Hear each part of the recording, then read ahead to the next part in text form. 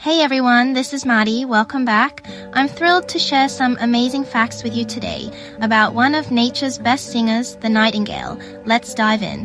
Narito ang 10 interesanteng katotohanan tungkol sa mga nightingale.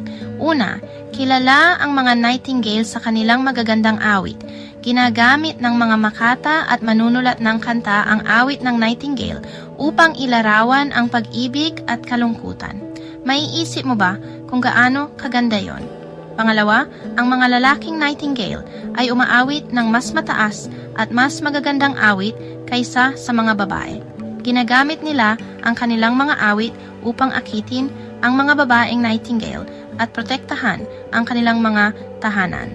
Pangatlo, sa maraming kultura, ang nightingale ay simbolo ng pag-ibig, pagkakaibigan at inspirasyon. Madalas silang lumalabas sa mga kwento at sining.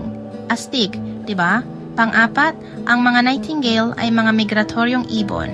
Ibig sabihin, lumilipad sila mula sa malamig na lugar tuwing tag-init patungo sa mas maiinit na lugar tuwing taglamig. Panglima, ang mga nightingale ay may madilim na kayumangging balahibo at puting tiyan. Karaniwan, sila ang may habang 6 na pulgada. Pang-anim, gusto nilang manirahan sa makakapal na kagubatan at mga lugar na maraming palumpong. Karaniwan mo silang makikita sa mga lugar na may damo at mababang halaman.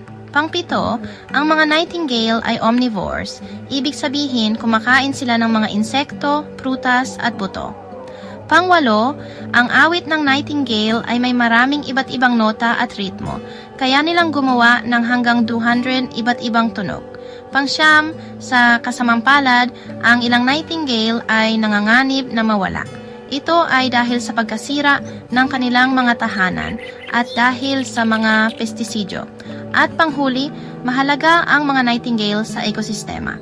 Tumutulong sila sa pollinasyon ng mga halaman at bahagi sila ng food chain na tumutulong sa pagkontrol ng populasyon ng mga insekto. Ang mga katotohanan ito ay tumutulong sa atin na maunawaan kung gaano kahalaga at kaganda ang mga nightingale.